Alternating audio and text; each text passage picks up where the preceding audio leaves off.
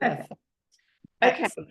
fabulous. Right, so we're just going to go through all the questions that we received, and then, as I said, at the end, you can just ask any questions over and above if we haven't covered what you want to know. Okay, so I'm going to start with a question from Monica. So Monica, basically, so many women suffer with heightened anxiety at this time during perimenopause and menopause, and we know that hormones play a huge part in that.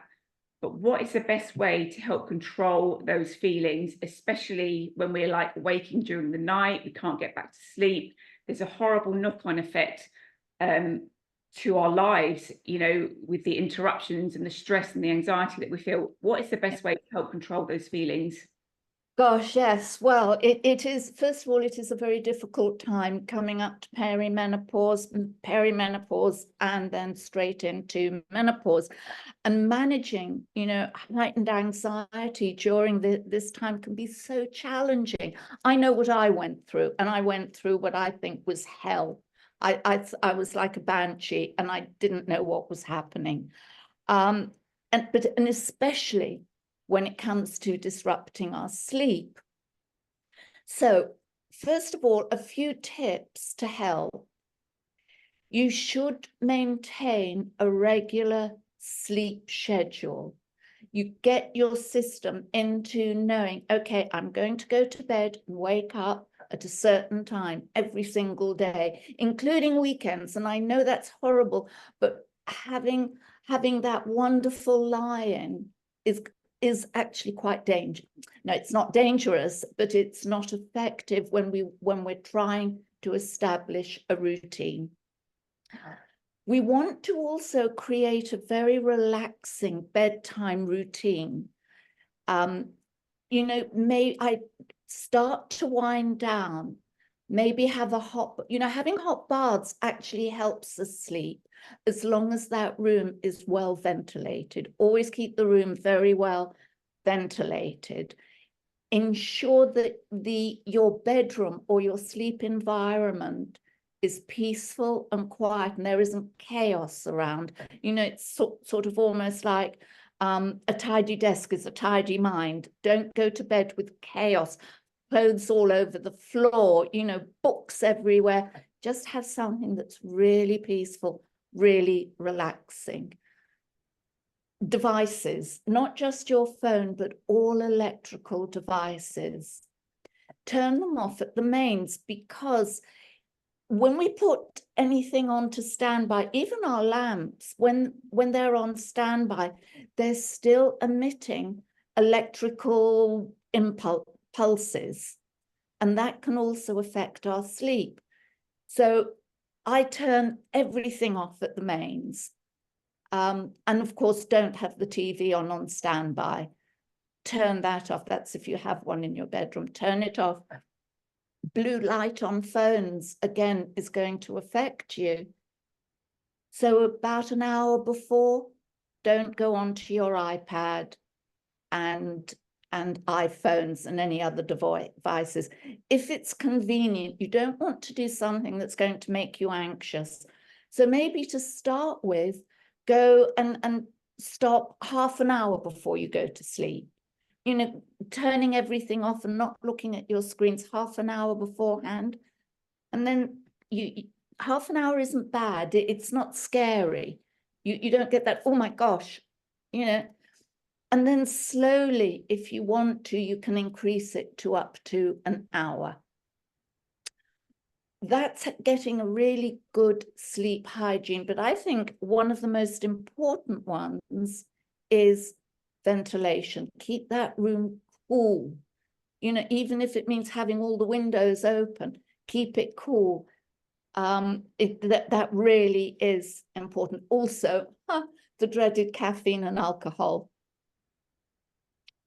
You know, and again, I know it's difficult not to have a drink in the evening, and I wouldn't stop anybody having a nice glass of wine in the evening, but don't overdo it, because alcohol is one of the worst things to disrupt sleep. And then we We go into the wrong type of sleep. We don't get REM sleep, which is when we're doing all the processing and filing over and all that sort of thing. You know, it's like taking a sleeping pill, which doesn't give you the right type of sleep. Yeah. So caffeine, you know, caffeine takes about 8 hours to leave our bodies. It's a long time. So, you know, maybe 3 o'clock, have your last caffeinated drink. No sugary, fizzy drinks, not fuzzy drinks, fizzy drinks. And it's all, you know, I know all of this may sound a chore, and have I really got to do this? But slowly you'll begin to reap the benefits, and you'll start to look forward to going to sleep. Especially when you're getting a good night's sleep or a better night's sleep, for sure. Oh, absolutely. You feel so different, so different. Also, you know, when we wake up in the night, which we can do with anxiety, will wake us up. Our hot flushes, our sweats can wake us up.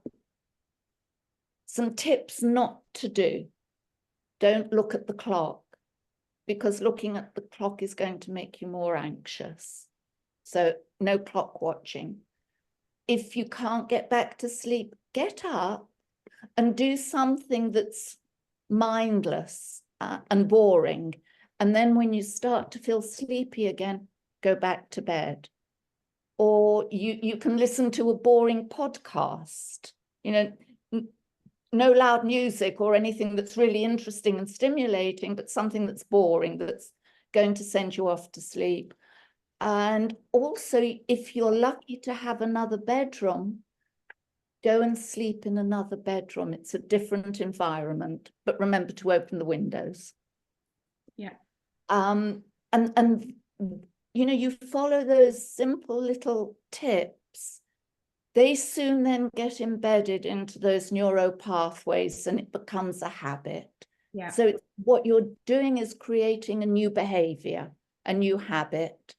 And you know, we have to work at creating new behaviors and habits until they become automatic. Absolutely. And, you know, persevere with that. That's what I say.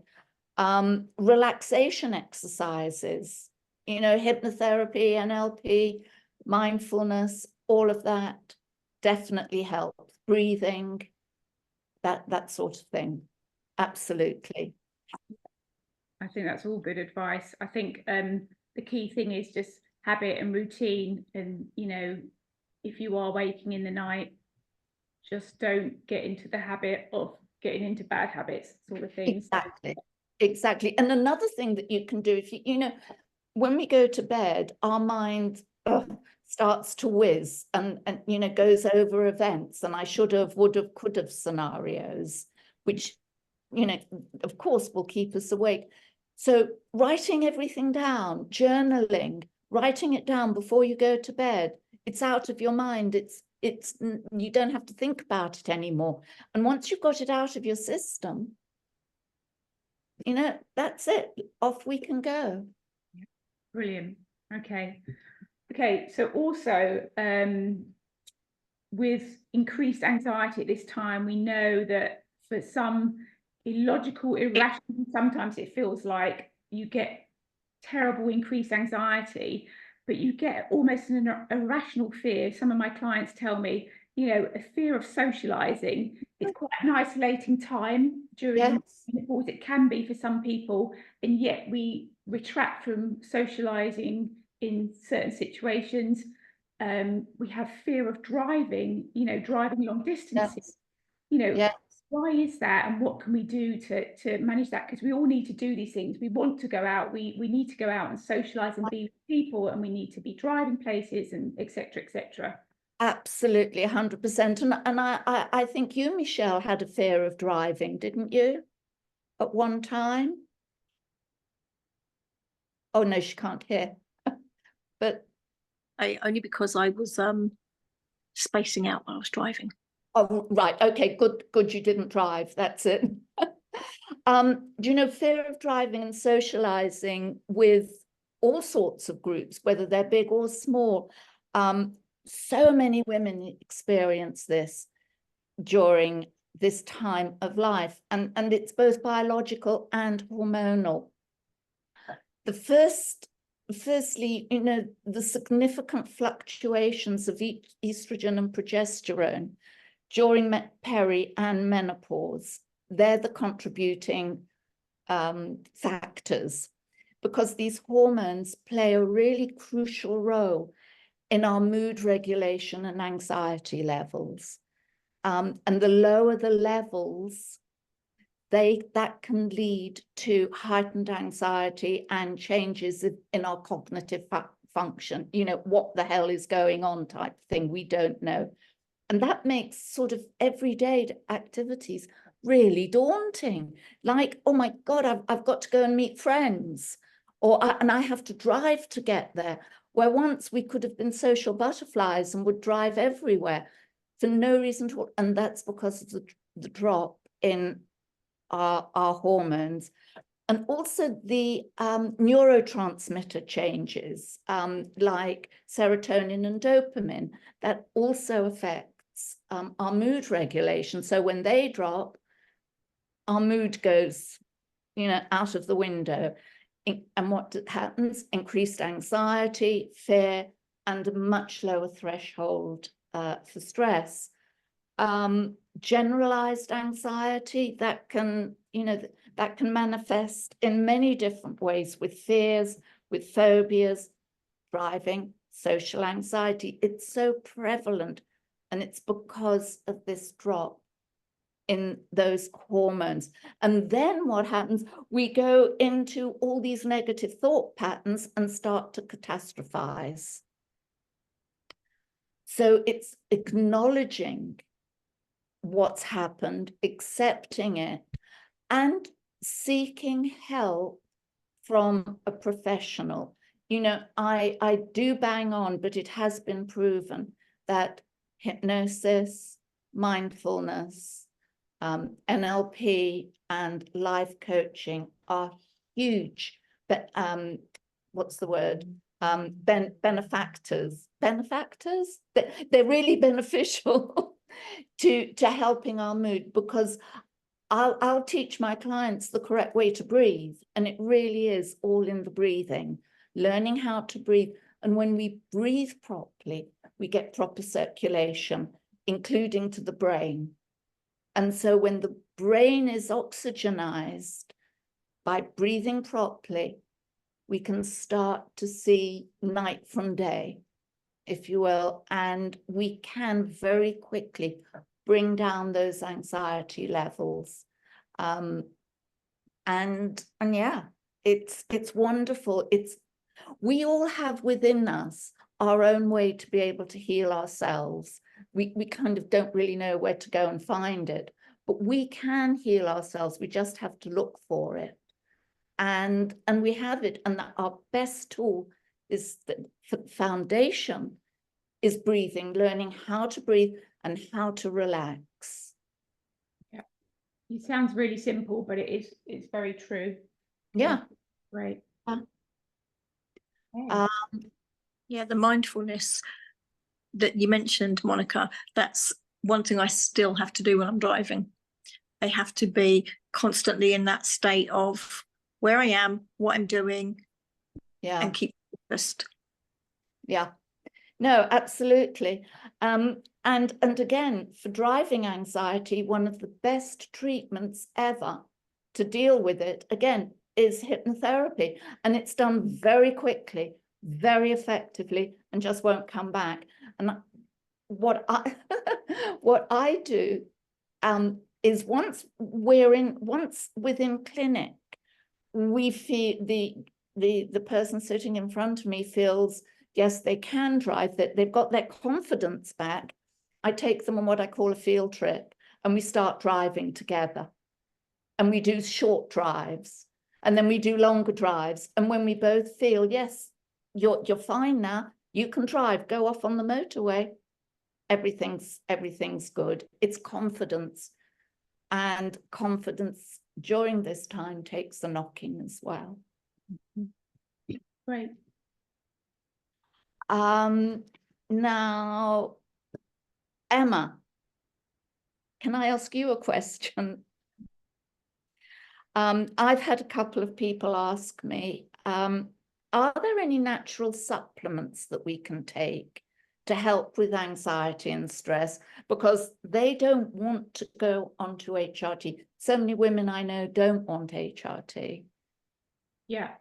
So a lot of clients that I work with as well, they either don't want to go on HRT or they can't go onto HRT for medical reasons. So yes, there are several things you can do. Of course, it's always a food first approach. I'll always go on about this a lot. Get your nutrition and your diet sorted out, because it makes a huge difference to symptoms. Exercise, meditation, mindfulness, all those things. But if we're talking about actual supplements, there's a couple of adaptogens that I would say spring to mind. Ashwagandha is one of them. It's very good for stress, anxiety, and depression. You shouldn't take ashwagandha if you're on thyroid meds. That's the only thing I would say. But around 250 milligrams a day, if you want to start off on ashwagandha, is a good place to start. The other one that springs to mind is holy basil. So so it's also very good for stress and anxiety, around 500 milligrams twice a day. But again, if you're on an anticoagulant drug, you cannot take it. So what I would say is, if you want to explore adaptogens or natural herbal treatments, always consult a medical expert, and especially if you're on any medications yourself, because they are powerful things. Just because they're natural, it doesn't mean that they're not powerful and they don't work. A lot of people swear by them, you know. So there's lots of things you can do, and I think it's not just a one thing. I think it's a whole host of things, you know, your diet, your sleep, your exercise, your whatever it is. But these can be some really powerful adaptogens that you can take. So those are the two ones that I would recommend if you're suffering from stress and anxiety, and even a little bit of a depression, which a lot of women can experience. But yeah. So yeah, got a question. Yeah, the holy basil, is that okay for people that are taking thyroid medicines? Yeah, should be, but I would always go Okay. for your medical practitioner. Yeah. With anything, because there are other things that may be prevalent, you know, that, you know, perhaps I don't know about, you don't know about. You know, I always say to my ladies, I ask them to take a full blood test by their health practitioner before I start working with them, or when I start working with them, because a whole host of things can pop up. You know, you're entitled to go to your local practitioner and ask your practitioner nurse to do a full blood test on you, and they would test for things like, you know, vitamin and mineral levels, vitamin D, B, and all sorts of things. You know, they test your iron. All these things are really important, but other things may flag up by getting that blood test. So I would always do that as a, you know, as an initial thing. Yeah. I actually didn't know that about ashwagandha, and I take thyroid meds, so Okay. I'm glad that you mentioned that. I have heard that for menopause or perimenopause, black cohosh is helpful. Is that right? Yeah, that, I mean, there's lots of different adaptogens that you can consider, but those two, I would say, for stress and anxiety, are probably my top two. Another thing I would say really briefly is, if you are going to explore any of them one at a time and give them time to you know, see if they work for you. So if you're going to start ashwagandha, don't start holy basil at the same time, because A, you're not going to know what's working, if anything, and B, you need to let your body adapt to one thing before you introduce another. So that's what I would say. But yeah, I mean, very, very can be very powerful and very useful. tell me, does diet have an effect on stress, and how so? Yeah, absolutely. Diet has a huge effect on everything, physical and mental health, but people don't realize the power of diet on your mental health. It is huge. The brain gut connection is only just really being explored by science. We know it's really important, but there's still so much more research to do on that.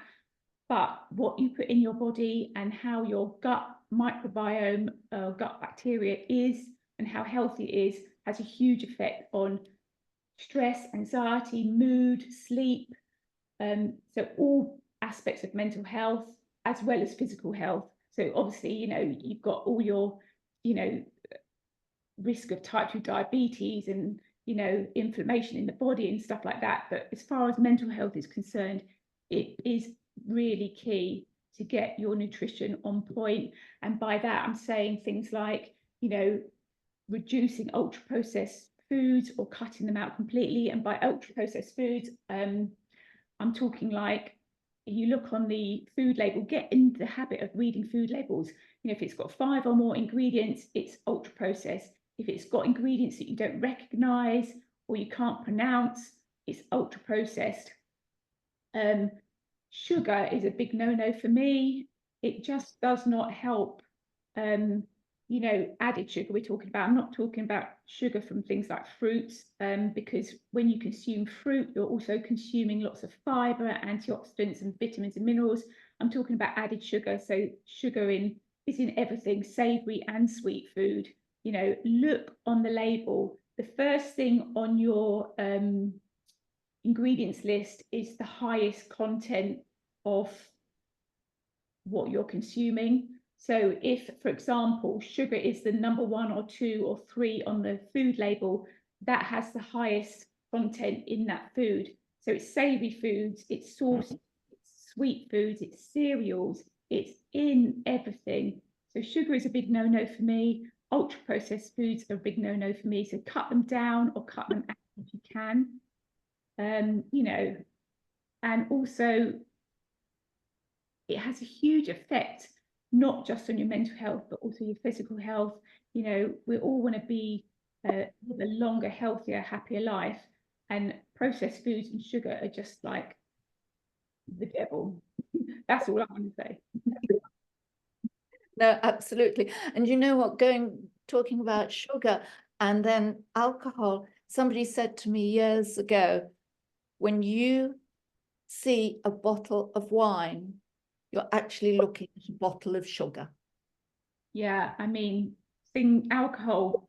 I very rarely drink alcohol, and I recommend to my clients, if they can, to cut it out as much as they can. If you have a glass of wine, you're in that habit of having a daily glass of wine or a couple of glasses of wine, it really is detrimental to so many things. Yeah. If you have a glass of wine, don't give it up. Just maybe have it as a treat on a Saturday night or something. But absolutely. I don't believe in cutting out altogether things that we do enjoy. Just cut down and be everything in moderation, except for sugary processed foods, ultra processed foods. Tell me, why is it important that at this time, for perimenopause, to learn correct exercise methods? And we talked about how food can help those symptoms, those things, but why is it important to learn correct exercise? Well, primarily so you don't get injured. I would say, but really important because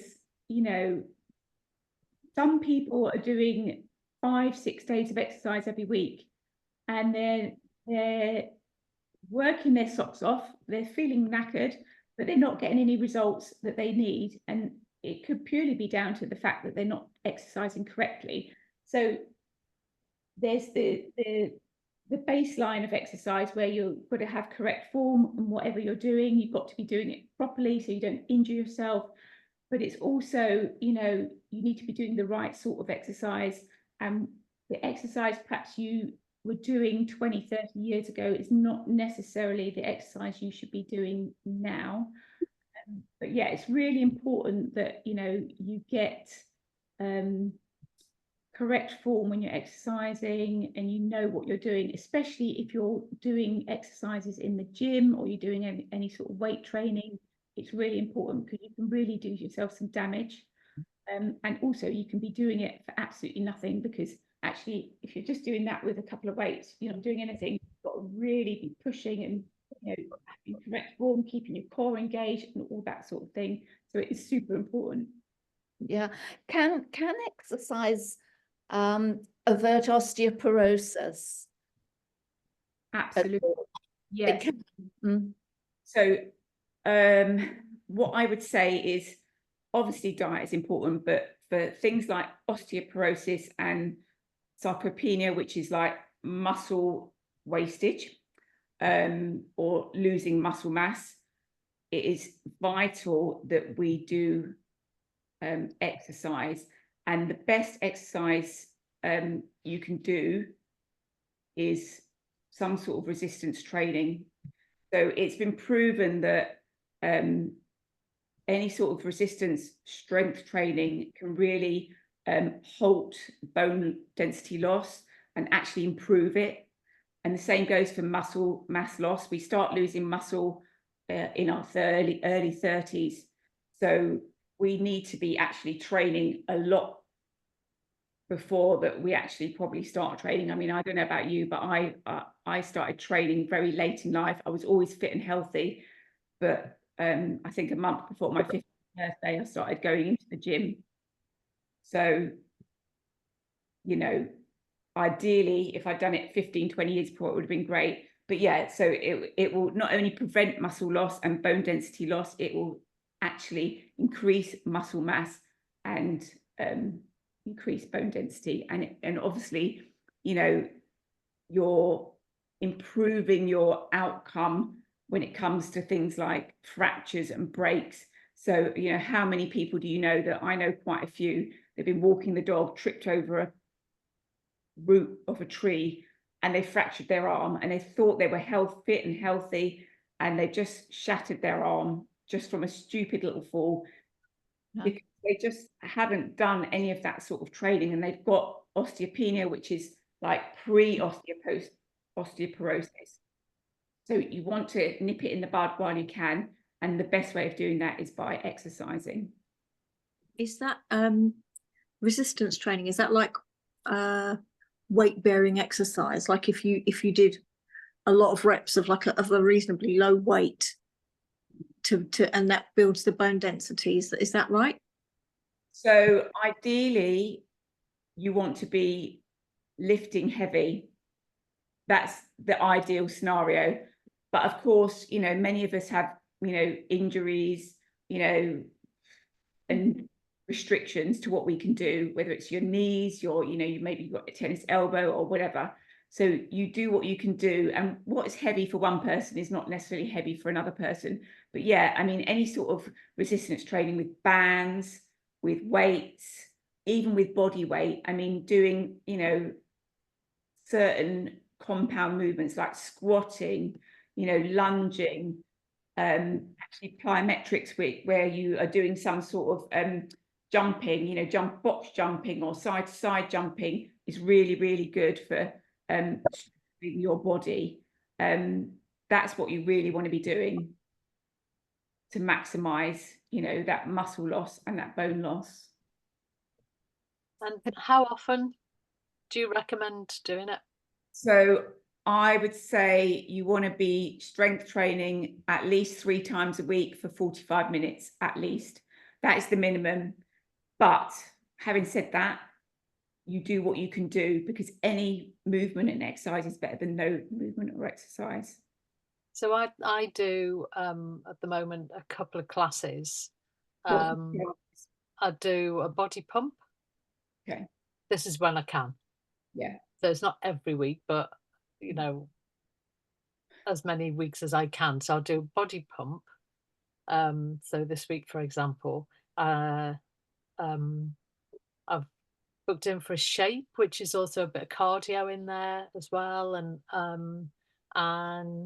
a body balance. So which is like Pilates, yoga, Tai Chi. Yeah.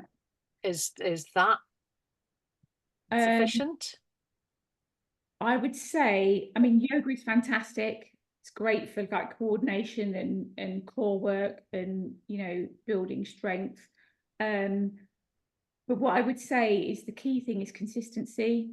So it's great that you're doing those, but if you're doing, you know, say body balance or whatever it is, you know, once a month or once every other week, it's not having the same effect as if you did it every week. So basically, it's like what Monica was saying earlier about, you know, getting into a habit and a routine. You have to make these things part of your routine. I can't tell you how important it is. It's so important. So try and put aside those 3 times a week for 45 minutes. It's only 45 minutes out of 24 hours. It's like less than a, you know, what is it? Just over a couple of hours a week. Out of all the hours in the week, you need to prioritize time for yourself to do some sort of strength training. And you know, that could be at home with a couple of dumbbells or some resistance bands, you know. And if you really can't do it for 45 minutes 3 times a week, then just do like 20 minutes 5 times a week. Get up 20 minutes early and do it in the morning before you do anything else. You will get it done. I mean, I train 5 times a week. I train for about 50 minutes to an hour. I go to the gym to do it. But if I don't do it in the morning, I don't do it because I just get too busy. So I often get up very early in the morning and I'll do a couple of hours work, but I get up at 5 o'clock in the morning. Okay. So I'll go to the gym, you know, like 8:30, whatever. But I know I'm back at my desk by 9:30. I've done it. I haven't really started my day. I know it's done. And that's the only way that I get it done. So you have to make it a priority. It's so important. And it's probably one of the most important things you can do as a perimenopausal woman or a menopausal woman in her 40s, 50s and beyond. You need to be doing some sort of resistance training, but, you know, find the time to do it. Yeah. Thank you. I'm exactly the same. I have to get into that gym first thing in the morning, know that I'm back at my desk, 9:30, 10 o'clock. And if I don't do it, I really feel very sluggish and my brain doesn't work. Because again, one of the best things for menopausal women, anxiety, go and build up that serotonin, you know, get those good hormones going. And you'll really notice the difference. Get into that habit. It's so important. And it's never too late. Don't think, oh, well, I've missed the boat. I'm too old. No way. I mean, you know, if you're 60, just start doing it. It doesn't matter, you know, you don't have to. And another thing that I also hear really, really briefly is that, oh, I don't want to get big and bulky and muscly. Do you know how hard it is to build muscle? It is incredibly hard. And if you see these women that are bodybuilders, they have been working their asses off for years and years. They are on a strict diet, they're on a strict routine, and they lift really heavy and they lift a lot.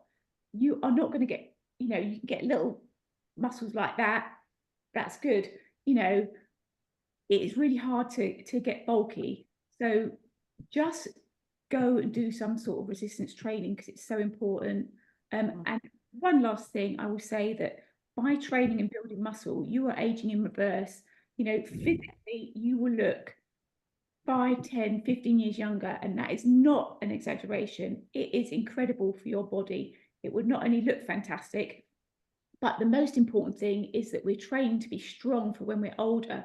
So when we're like in our 70s, our 80s, our 90s, we are going to, you know, if we've been squatting for 10 years in the gym, we're not going to get stuck on the loo. We're not going to be able to not get out of that chair. That's what you're training for. You know, if you're carrying heavy dumbbells and doing, you know, walking lunges, you're training yourself to carry your shopping, you know, this is what you're doing. It's not to be, okay, it's lovely to have a beautiful body, but you're training for longevity and a good life where you're mobile and you can make the most of it. You don't want to be sitting in a chair staring at the walls when you're like 85 because you can't get out of the chair and you have to wait for someone to come along and do it for you. You wouldn't believe we're both over 80, would you? I'm 92. I know, it was only your birthday last week. Emma, how challenging is it to rebuild muscle mass? So if you've kind of like done nothing for the last 10, 20 years and suddenly you've got flabby bits and you know, I mean, everyone says maintaining muscle, but regaining muscle, is that done in the same way? You do resistance training or weight bearing exercises? Yes, it is. And I'm not going to lie, the older you are, the harder it is, but it is not important. So that's what you need to focus on. And the fact is that if you are training, doing the right sort of training, it takes a long time to see the physical results, but you can feel the results, you know, in your, you know, your confidence and your strength, and the fact that, you know, when you went to the gym, you could barely lift a 2 kg dumbbell, and now you're lifting like a 7 or an 8 or a 10. And, you know, that strength is so important. So it's never too late, but I'm not going to lie, it's hard. And you need to be, excuse me, you need to be consistent with it. And you need to make sure you're doing it regularly and consistently. You don't have to be perfect. You don't have to do like a kick-ass workout every time, but you just need to turn up and do something, because that's what's going to get you results. I think I've been doing about 10, 15 minutes every morning before getting the kids ready for school.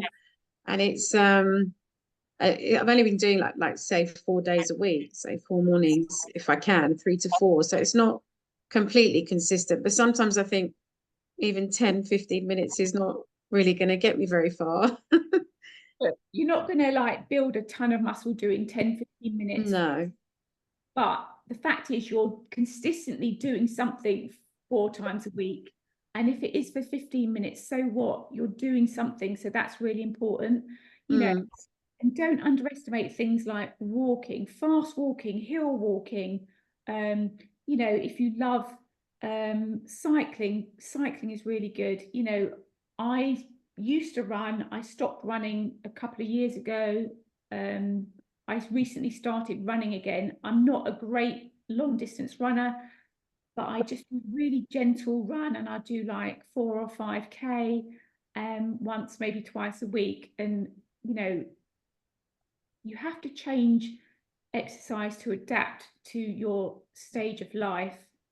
And I know I'm probably answering a question that came up, but I'm going to answer it anyway.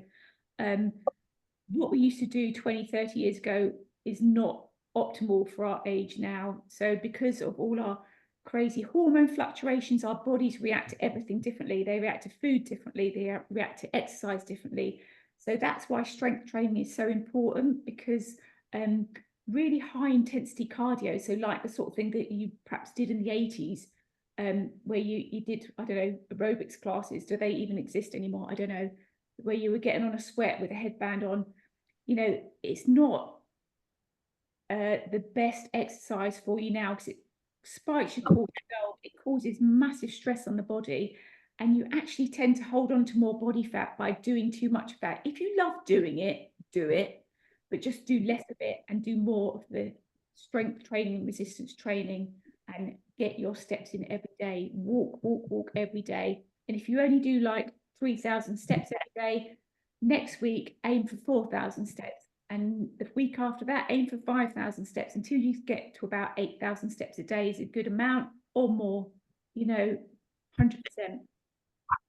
I think so sometimes things like an injury or a joint pain kind of puts me off. So I've got a pain that I have constantly in my hip historically.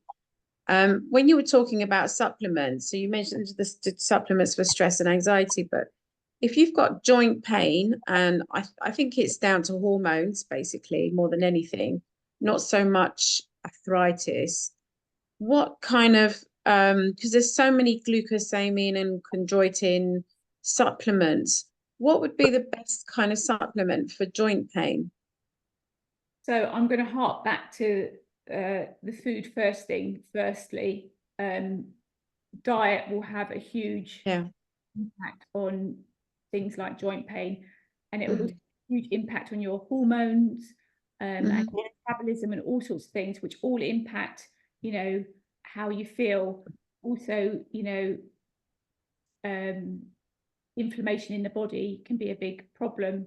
So I would always say, before you do anything, take any supplements, consider HRT, or even if you're on HRT, your nutrition and diet should be the first thing that you address, because it affects everything: mental health, physical health, everything. Okay, so get your nutrition sorted, and then you start considering, you know, other things. You know, certain things work for some people, they don't work for everybody.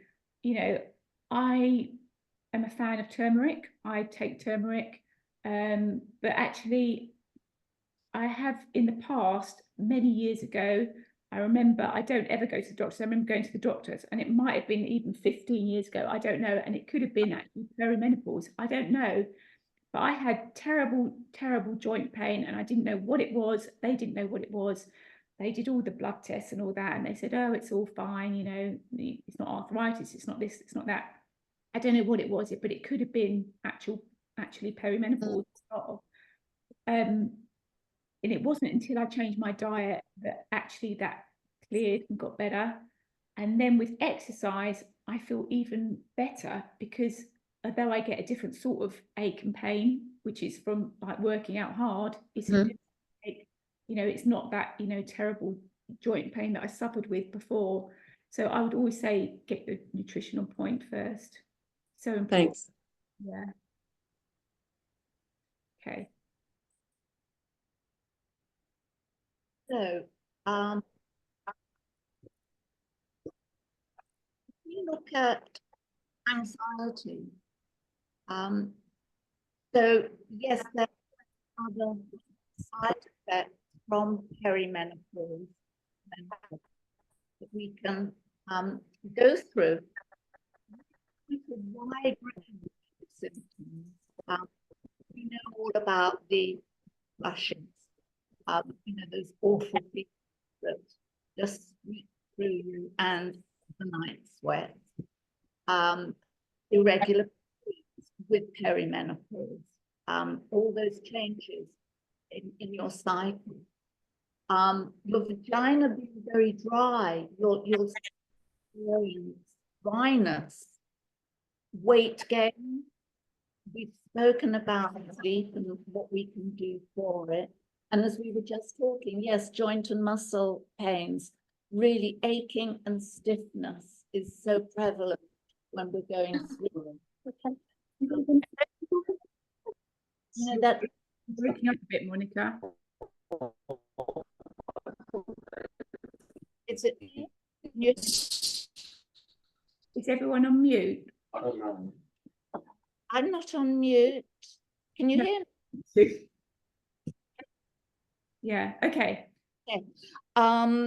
Fatigue, you know, that not just tiredness, but a persistent, exhausted, you know, every part of you aches and your energy levels are really, really low. Headaches can come on. And also then we go on to cognitive and emotional symptoms. You know, again, we spoke about the sudden changes in moods, irritability, sadness, frustration, depression, you know, that awful, horrible feeling that suddenly sweeps over you of sadness, and difficulty concentrating. I think, you know, and the brain fog that comes up. Also, libido goes down. One of the reasons libido goes down when the body is under stress, one of the first things to go is our libido. because the body's coping with lots of other things. And when we're stressed, the body thinks we're back fighting the tiger in prehistoric times. And when we're fighting the tiger, we're not making babies. So it's a perfectly natural thing to, you know, to happen. Lower, the libido goes down. We can get intense periods of fear that suddenly grip you, that can, you know, we get that fear and that can lead to a panic attack. We're out of control. We can be incontinent, you know, or what's also known as latchkey incontinence. Have you ever had that? As soon as you come to your front door, oh my gosh, I've got to wee. And you just have to rush into the bathroom. So yes, wee incontinence. And we want to wee even more. You know, it does come up. And because of that, there's a higher degree of urinary tract infections. Hair loss and thinning.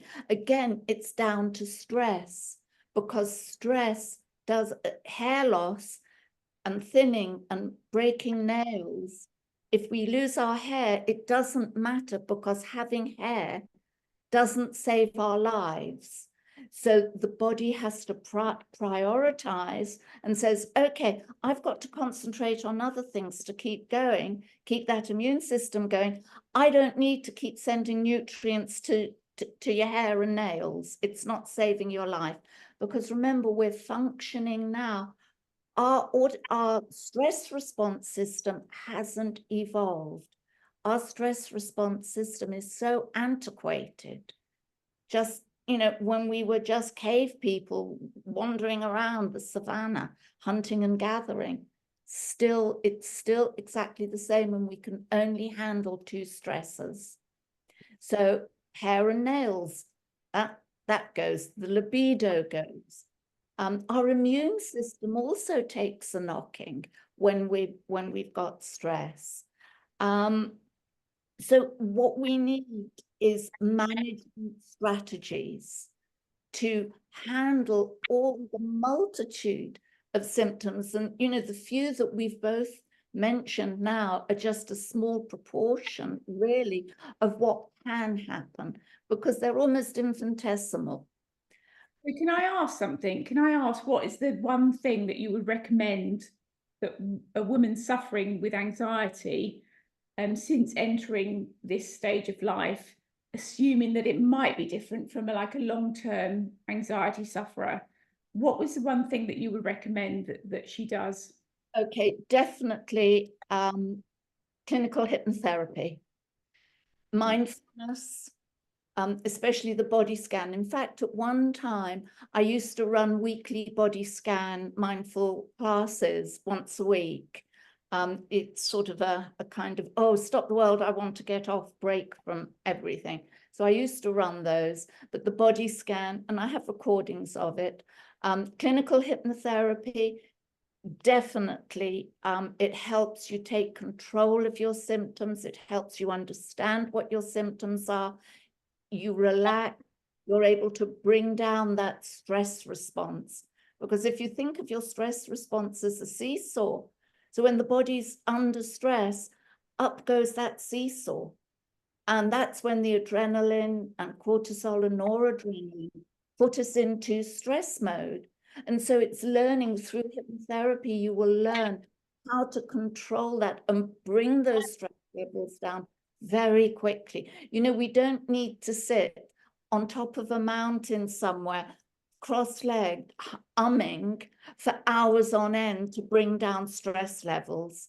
We can actually bring them down. We can learn how to bring them down just when the kettle's boiling, you know, and that's what we want, is for you to take back that control, to learn how to take back that control and not be bullied by all of these horrible negative emotions that society tells us, this is what you're going to go through, and this is what you're going to suffer, and this and that and the other, because you can take control, you can be taught, and one of the best tools, recognized best tools for it, is clinical hypnotherapy. mindfulness, some reframing with NLP, And can I ask, management strategies. yeah, so how do we know that it's perimenopause or menopause causing like heightened anxiety, as opposed to, the thing is about this time of life, there's a lot going on, isn't there? I don't know about you, but I've got like elderly parents that I look after. I've got kids that are kind of semi-grown up. I run a business, there's loads of stuff going on, but how do we know that it's actually menopause that's causing it rather than just, everyday life? That's a really, really good question, because it is one of the points I actually wanted to talk about, that when we go through menopause, it comes at a time of our life when we are juggling. Kids are leaving home, we're running businesses, we've got parents to look after, we're just juggle. And we get into that, we're just flooded with everything that makes it even worse. But how do we know if it's perimenopause or not? And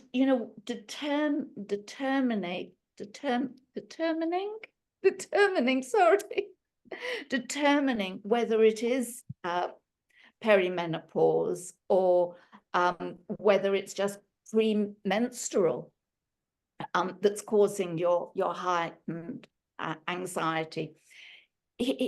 Here's a few steps and considerations that you can think about.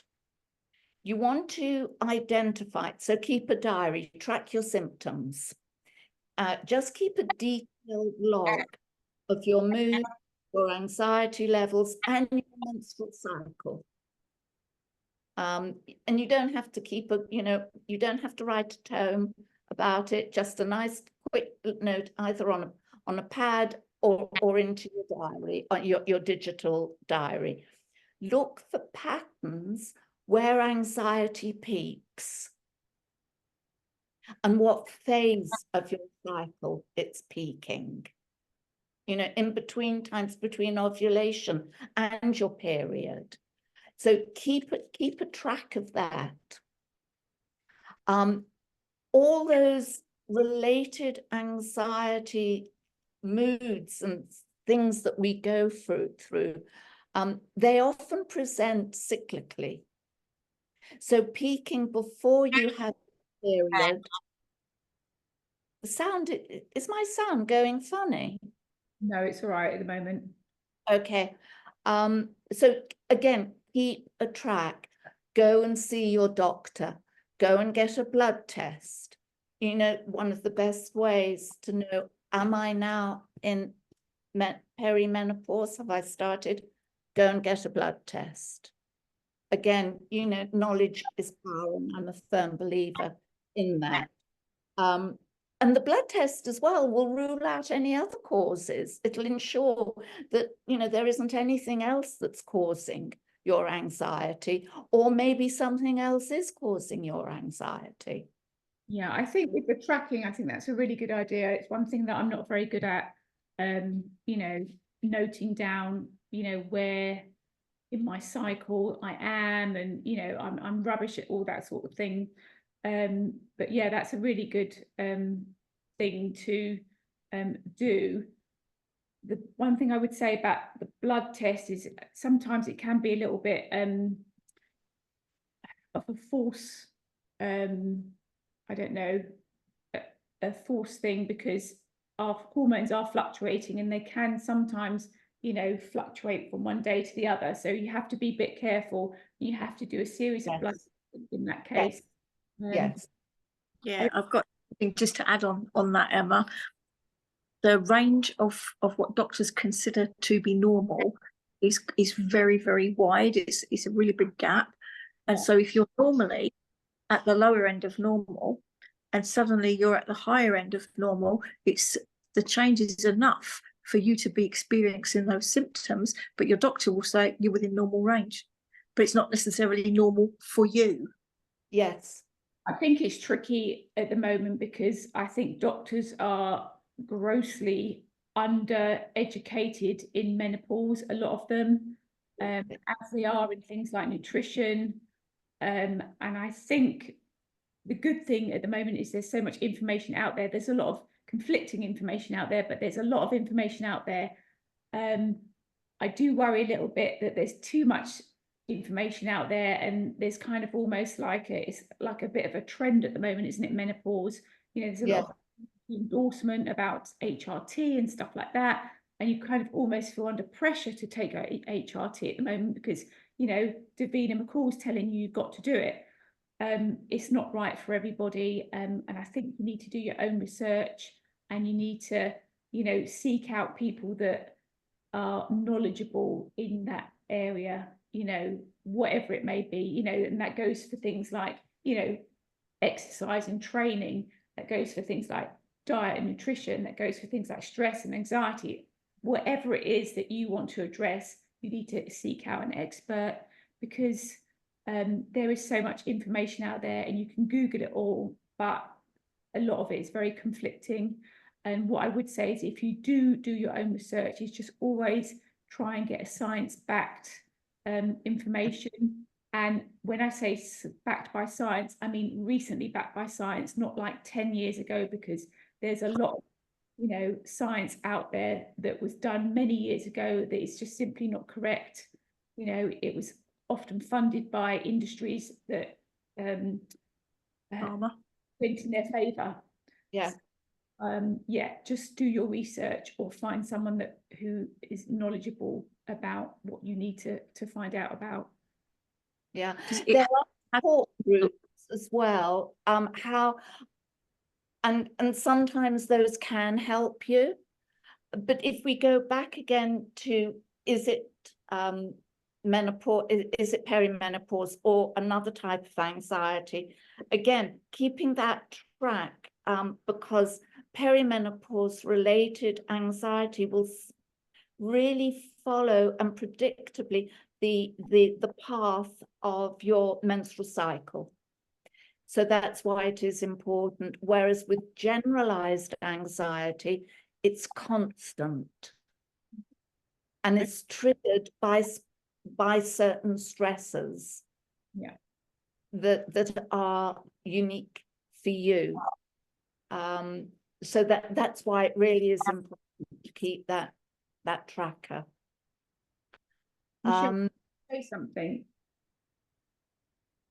Sorry, I thought Michelle wanted to say something. Yeah, it was just really about how much what we used to believe years ago changed, because probably going back about 7 years ago, I'd seen a doctor and he would not give me HRT at all because there was too many incidences of cancer in my family, and he said, no, you'll never be able to take HRT. And he was saying it increases your risk of breast cancer by 25% and this, that, and the other, so absolutely not, no. And then 2 years ago, I saw a different doctor who prescribed me the highest dose you can possibly get on HRT. I mean, it didn't do anything. I took it for about 8 or 9 months and thought, oh, blow this, and I gave up. And now I take Boswellia, which I find really helps. But it's how vastly different it is, how much everything's changed, and how much your doctor is keeping in touch with modern ways of thinking. If you've got an older doctor who's not necessarily kept up, shall we say, I think that is different. Sometimes it is worth getting a second opinion. Yeah, just really briefly, I think it's a bit of a postcode lottery, as with anything, but with doctors, you know, literally you can have one doctor that's like, no, you're too young to be in menopause in your 40s. That's absolute bullshit, basically. I mean, you know, you can be in perimenopause in your late 30s, you know, and it's just so disparate between, you know, various doctors and practices. And yes, if you are not happy with what your doctor's telling you, go and seek another opinion. And as Monica said, you know your body, you know what's normal and right for you, and you know if you're having those symptoms. I think back to 10 years, 15 years ago, and I'm pretty sure I was in perimenopause then, but I just didn't know it. I didn't know anything about it. I didn't even think about it. the doctor did do a blood test on me. She said, oh, no, you're not in menopause. You're nowhere near menopause. But I could have been, because if she'd have tested me 2 days later, my hormone levels could have been completely different.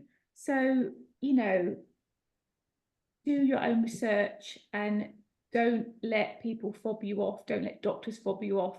If you know your body and you know that you want to explore some avenue, whether that's HRT or whatever.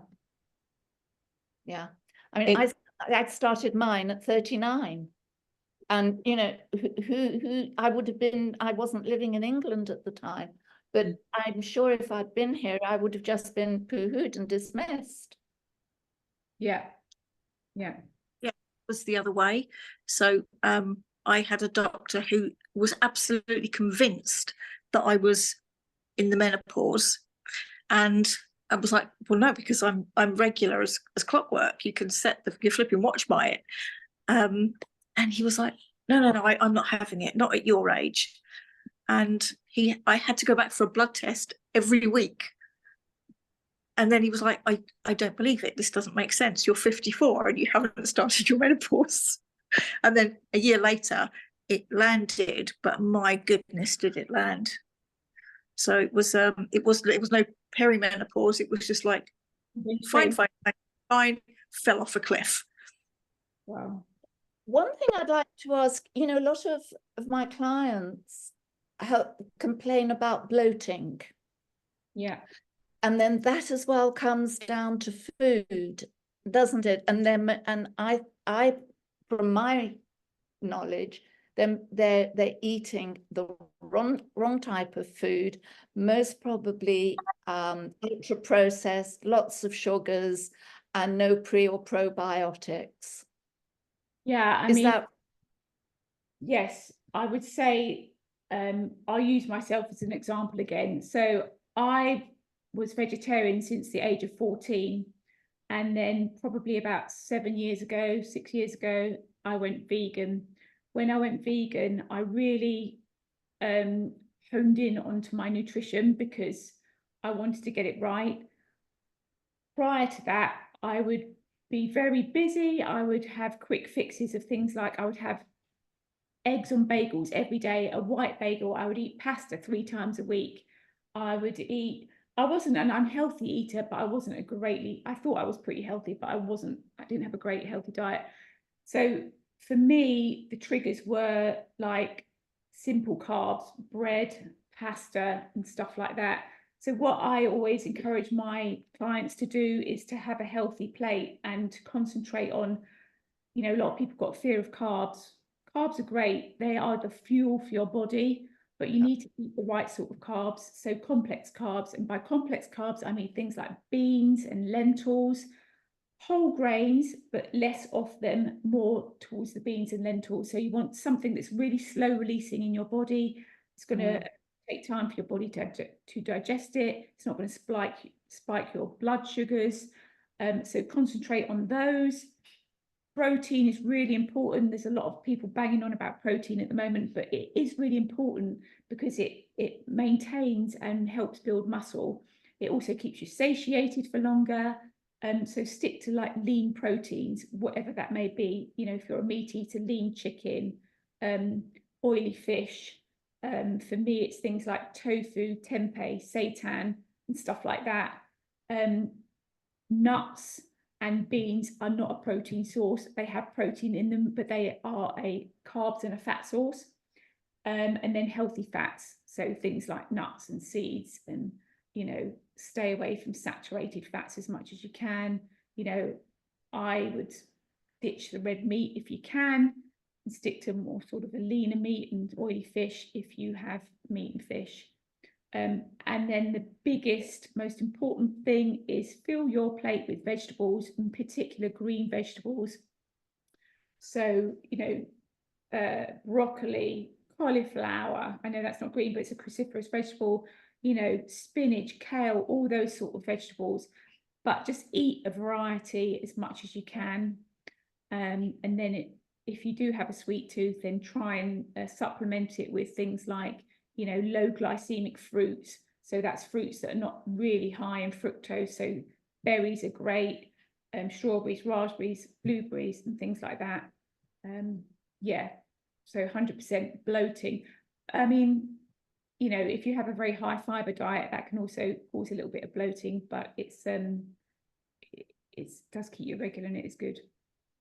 And drink lots of water. Oh yeah, drink lots of water. So important. Yeah, always.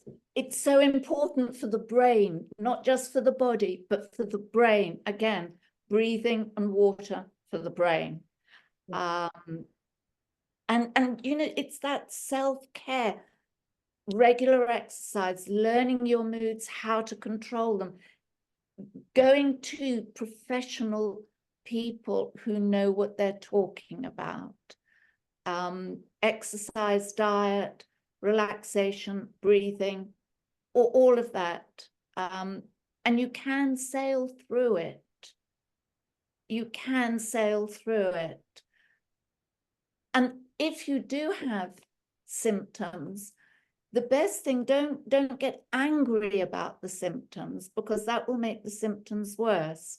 As soon as you sort of say, and you own the symptom, okay, I feel like crap today. Don't try and push that away and work. Say, okay, I feel like crap. That's okay. And what you're doing is actually taking the oxygen out of that negative emotion, and you're owning it. And as soon as you own something, you can let it go. And I do that with everything. No, I'm no angel. And of course, I have bad moods and all sorts of things. But as soon as you own it and don't do the stiff upper lip, boo, boo, boo, you can overcome and you can handle it, and you won't be bullied by a negative emotion. Yeah. Okay. All right. I'm conscious of time and everyone's time, so it's nearly 8:15. Are there any questions that anyone wants to ask? Doesn't time fly? I'm sorry, ladies, I need to go, but I'd really like to say thank you to you, Emma and Monica. It's been really informative. Thank you very much. Thank you. It's been nice meeting you. And you, thank you. Any other questions from anybody? I'm going to head off as well, because I have an assignment to get into, Monica, and I'm really watching the time. I'm thinking, I won't tell you. I don't mind. But I really, really enjoyed that. That was really, really insightful. Thank you so much. And I have to say, I would do all of that mindfulness, and I work out 5 times a week, and I sailed through the menopause. I'm 50 and my period has gone 4 years, and I never had a symptom ever. Because of what you do. Because of what I do. I meditate for an hour a day, and I do work out 5 times a week, and I've just sailed. I don't even know what it's like to have anxiety. So I'm actually poster board for that. It really does work. So yeah. Fantastic. That's Thank you so much. I really enjoyed that. And yeah, thank you again. Pleasure. Nice to meet you. Lovely to meet you too, Emma. And I'll talk to you soon, Monica. Yeah. Go off and do your homework. Thanks a million. Bye. Bye. Bye. Bye. I don't know, can Nida hear us? I know Nida's working as well, but has just hopped in. Oh, wait a minute. Okay. Anyone else? Maggie, Michelle? Quick question. Yeah. When you were just talking about the protein that you ate, you said tofu, tempeh, and what was the last one? Tofu, tempeh, seitan. So I make my own seitan. It's made with vital wheat gluten, so it's not suitable if you've got a gluten intolerance, but it basically makes amazing, I guess it's like a mock meat, but I don't buy any of that ready-made crap from the supermarket because I'm a bit of a foodie. So I make my own, and I make it every week and I eat it every day. So because I'm on a high protein diet, it's super high protein, super low fat, super low carb. So I can nip you a recipe if you're interested. I've got some great recipes. Yes, that'd be brilliant. Thank you. just order the Vital Wheat gluten from, you know, Amazon or Whole Foods online or something, and then just batch cook it. You can cook, you know, like enough for 6 days or whatever, and it freezes And really what good is as it? well. Is it a meat substitute or something? What? Yeah, I mean, there's lots of versions of it. So, but yeah, basically, it's quite interesting stuff. But you know, okay, it is a processed food because obviously all flour is processed, but it's Yes. made with the flour. But you know, it's minimal. You know, it's the flour. I've got my seasonings in there. You know, my garlic powder, my onion powder, and stuff, and it's just mixed with water and a bit of tofu actually. Yeah, so it's super, and it's super good if you want to get your protein up as well. Good idea. Super Okay. tasty. Very Fantastic. interesting. That would be great. Yeah. Can I just ask you, one of the things I think actually it was Michelle who mentioned, Boswellia, never heard of it. And actually my sister has joint pain that she can't get to the bottom of. And I just wonder whether that is, she's now 56. So, and I actually did just have a quick look to see what that was. I'd never heard of it before, but it's that might help with things like joint pain. Is that right? You say Aveda. What it actually is frankincense, but not the liquid. It's like the resin, and I take it in capsules. There's a company called the British Food Supplements, I think. You can tell because he's got a fist on everything because he's so anti-big pharma, and all of his supplements are clean. So you've got to be careful with supplements. Some of them are like full of kind of fillers and things. Yeah. But he says his are not, and I find it gives me more energy and less joint pain. And I've got like some severe osteoarthritis changes in like my hands and stuff. And the doctor prescribed naproxen. I don't need to take it. So it's That's evil, naproxen. Yeah. yeah. You have to take something else with it to protect your stomach. Oh, something else. Yeah, I don't touch it. You've just triggered my Alexa by saying evil. It's just talking to me. I have no idea what she's saying. Anyway, if it starts playing a weird song, it's Monica's fault. That's really interesting, actually. I mean, I have to say I don't know a lot about that particular supplement, but I'm going to look into it. Yeah, yeah, yeah. I don't think she takes anything else actually, but I mean, because I'm just thinking, what, are there side effects, or if you're having some other medication, would it? I think with all supplements, you need to just look into any side effects for sure. And again, different people will react differently, different things. But, as I said earlier, just, get her to review her diet first and foremost, and then start introducing other things, because it does make a huge difference. Yeah, because I know she's quite a fit person. She's she plays netball, plus she coaches it as well, a couple of youth teams. So I saw her last week actually, and she said, I don't know what it is about my shoulders. I think it might be a netball. Yeah, I mean, she's got really big shoulders now, but so she does all of that, but then she'll tell you that, I've just eaten 5 French fancies or something because I'm really stressed. What are you doing? I'm not saying anything. So that might be a better route for her to look down, the French fancy route rather than the supplement route first. Yeah. And then once she's, it's just so important. I just can't stress how important it is what you eat and what you put in your body. What do you think is more important for stress in your area? Is it nutrition, or is it exercise, or is it a bit of both? It's both. So don't sacrifice one for the other. Diet, 100% really important, but exercise also very important, because you know, it's a mood enhancer, you know, it's physical, it's mental, it's, you know. I know it's, Don't you know, practice one without the I other. only realized it. I'm quite clumsy and I can trip over air. And oh yes, Michelle knows the story. So Michelle was on one of our master practitioner courses and I was going along on a particular day and I did trip over air, and because my mind was on other things, and I damaged 3 ribs and bashed my head, which meant I actually couldn't go to the gym. I couldn't even put my shoes on because of my ribs. And for a month, I didn't do anything. Walking, breathing, everything hurts.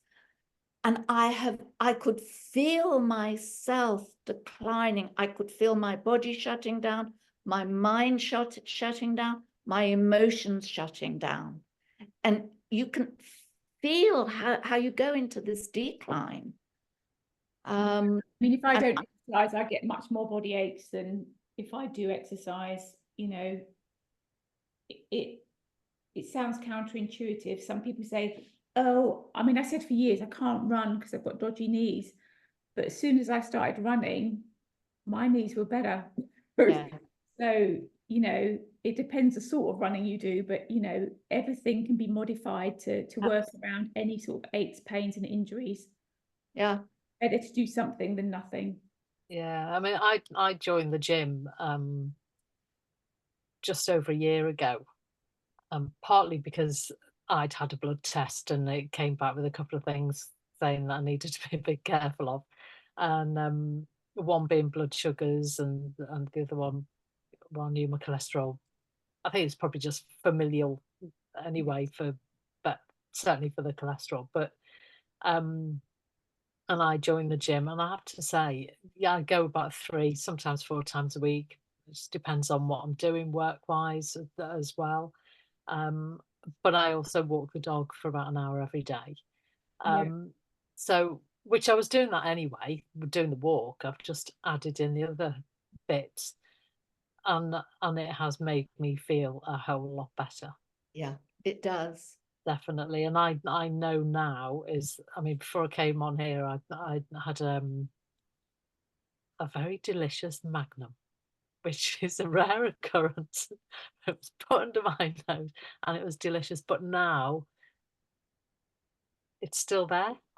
Like, Yeah. I have to say, if I eat crap food, like say I don't have cakes and biscuits in the house because I don't want to eat them, or I don't have cakes and biscuits that I can eat. That's the great thing about being a vegan, by the way. You can hardly eat anything like that because it's all baked in.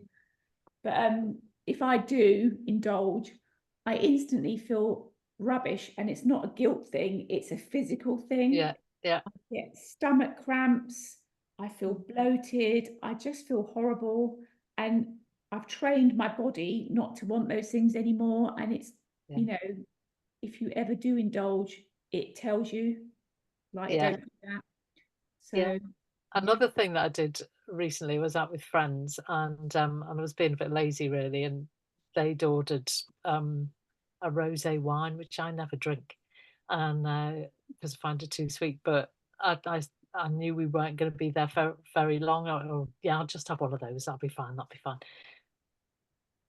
I actually, by the end of the night, had ulcers. No. The acidity. Yeah. Yeah. Yeah, it was horrible. Not drinking it again. Don't blame you. Filthy muck. Yeah. So anyway, listen, thank you so much.